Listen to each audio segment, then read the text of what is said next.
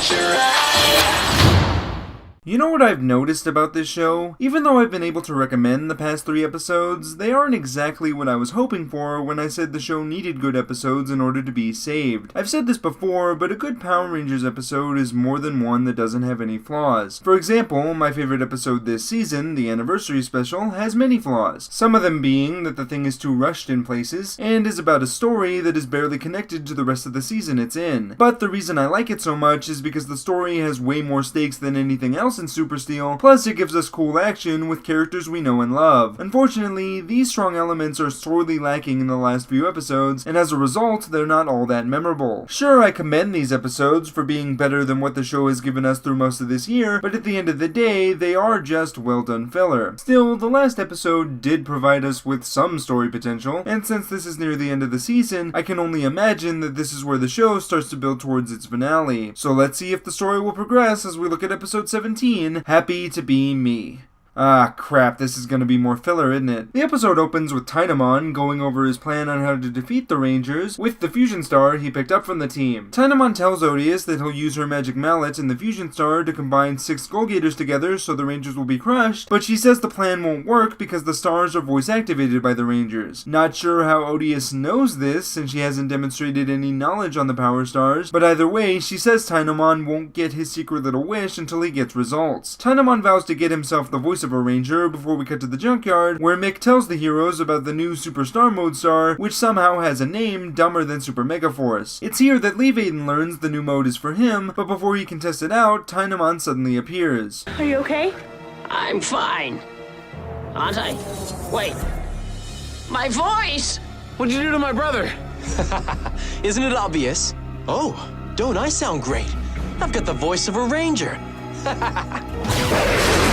And this is what happens when you don't go somewhere else after learning the villains know where you train. After the intro, the teens try to figure out why Tynamon would want to steal Leaf Aiden's voice, with Sarah theorizing that this was done to prevent the Gold Ranger from morphing, thus making the team weaker. However, Leaf Aiden himself is more concerned that his music career is now over, so he asks Preston to help reverse the effects of Tynamon's spell. The Blue Ranger's hesitant to use magic though, since he's not sure what spell Tynamon used, but he assures Leaf Aiden that he'll check his spell books before leaving. As Leaf Aiden continues to talk, Victor and Monty make their presence known to make fun of the Gold Ranger, but Brody tells the two that his brother has a contagious virus, causing the duo to head for the hills. The teens then go check on Preston's progress, making me wonder why they didn't just go with him in the first place, and we see that the Blue Ranger must be on Princess Vieira's subscription service since he now has more spellbooks than last year. There is good news though, since Preston may have found a spell to get Leaf Aiden's voice back, but the result of the spell not only keeps his voice the same, but also turns him into a little kid. This is apparently funny to the other Rangers, since everyone but Preston starts laughing and making jokes at Leaf Aiden's expense, but at least the team says they'll help go through Preston's books to find something that'll fix little Leaf Aiden. Before they can get far though, the team's alerted about Buzzcam activity, so the Rangers leave Leaf Aiden to go deal with a potential threat. The team runs into Tynamon, who reveals that he has the Fusion Star, which he uses to complete his plan, creating a new monster called Mega Mauler. The Rangers morph and call on their Megazord, but Mega Mauler immediately mows them down, forcing the team to retreat so Preston can reverse Tynamon's spell. Speaking of Tynamon, the wizard shrinks Mega Mauler down so he can yell at the monster for letting the Rangers escape, resulting in both baddies returning to the ship so they can bicker some more. Meanwhile, Leaf Aiden goes for a walk in the park to clear his head, where he finds some kids that make fun of his voice, but a little girl stands up for him, so he befriends the girl, telling her his name is Aiden. As the two talk, the girl says the other kids make fun of her red hair and never let her play ball with them, but she never lets it get to her.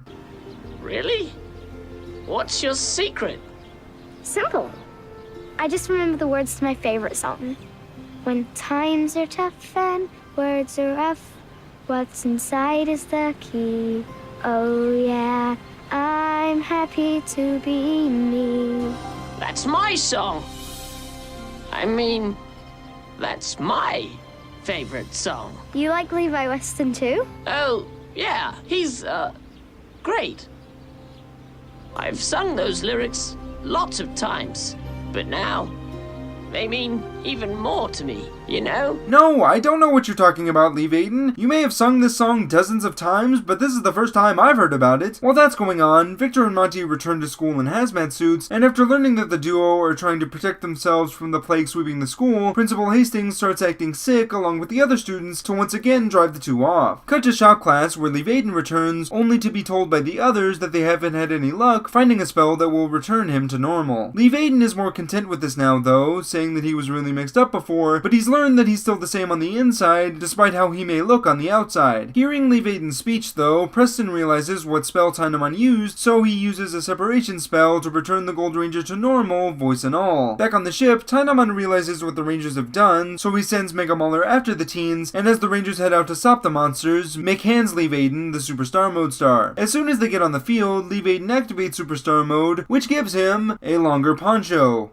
Man, watching the Sentai for this is gonna be weird. In the new mode, the Gold Ranger immediately dispatches of Mega Mauler before the other Rangers join in to help him deal with Tynamon. Or I say help, really they just strike the General once before Lee Vaden implements his final attack, which doesn't kill Tynamon, but does cause him to drop the Fusion Star. The team reclaims the star as Tynamon leaves, at which point Cosmo gigantifies Mega Mauler, so the Rangers call in the Ninja Blaze Megazord, but it's immediately apparent that they need something more to defeat the monster. The Rangers block Mega Mauler's rollers so they can plan their next move, which is to form the Ultra Zord, but with the Ninja Blaze Megazord sitting on the throne this time for increased power. The new combination is just what the Rangers need to take care of Mega Mauler, and after the fight, Lee Vaden and the rest of the team find the girl from earlier. The Gold Ranger thanks the girl for helping out Aiden earlier before the teens play a game of soccer with her, with the kids from earlier also joining in once the girl says it's okay. A kick from the girl sends the ball flying at Victor, knocking off his hazmat helmet, and the episode ends with he and Monty falling into some mud for a lazy joke. This episode is not very good. I wouldn't go as far as to say that it's bad, because there are still a good chunk of episodes this season that are worse, but at the same time, it doesn't go far enough with any of its ideas for me to consider it as something good. In fact, this episode, more than any of the others I talked about this year, feels like it was made just to fill time, because Nickelodeon ordered 20 episodes, and gosh darn it, they're gonna get all 20. The bizarre thing is, I actually like the ideas that are presented here, but they're not executed to the best of their ability. Part of the problem is that the episode tries to split focus between both Tynamon and Lee Vaden, and as a result, neither character is given enough time to make their character arcs satisfactory. Between the two of them, Lee Vaden gets the most screen time because he has to learn the lesson of the day, which is to be happy with who you are, but just like episode 9, this is a character arc that isn't properly set up. Now this would have worked if we had been given any indication in past episodes that Lee Vaden loves his voice and can't imagine a world where he isn't a famous country singer. But since he was introduced as a down-to-earth guy who wants to be treated like everyone else despite his fame, the burden falls on this episode to establish how much he loves his voice before it gets taken away. Unfortunately, we don't get that scene because of Tynamon's involvement, whose own story is reduced to him bickering with Mega Mauler, which goes absolutely nowhere. Side note, I can't believe I got my hopes up about the villains having the Fusion Star, only for it to be dealt with in one episode. My interest did pick up though once Lee Vaden got turned into a kid, because I was interested to see if the show would go into how the boy survived after his family was taken away by Galvanax. At the very least, I was hoping that young Aiden would mention in his big speech how he now has an opportunity to experience childhood without the fear of Galvanax since the Rangers took care of him last year. Instead, the episode ignores the story potential of Lee Vaden being a kid again in favor of having the other Rangers just make fun of his circumstance, making the whole scenario feel rather pointless. Speaking of pointless, man am I glad that Victor and Monty were in this episode so they can do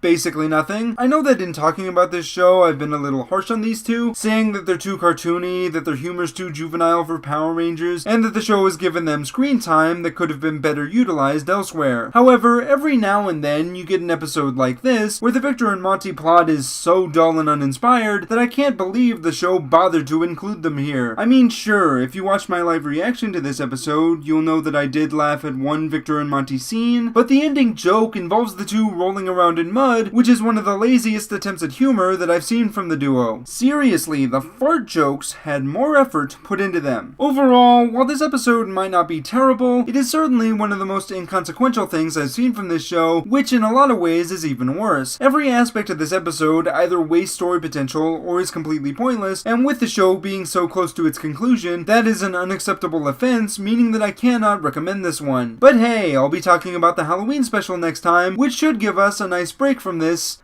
non-existent story. Man, the next couple of weeks are going to be rough.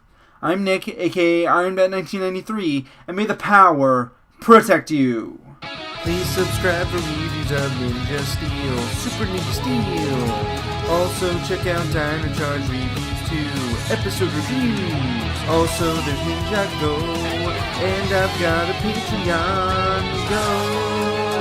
Please subscribe.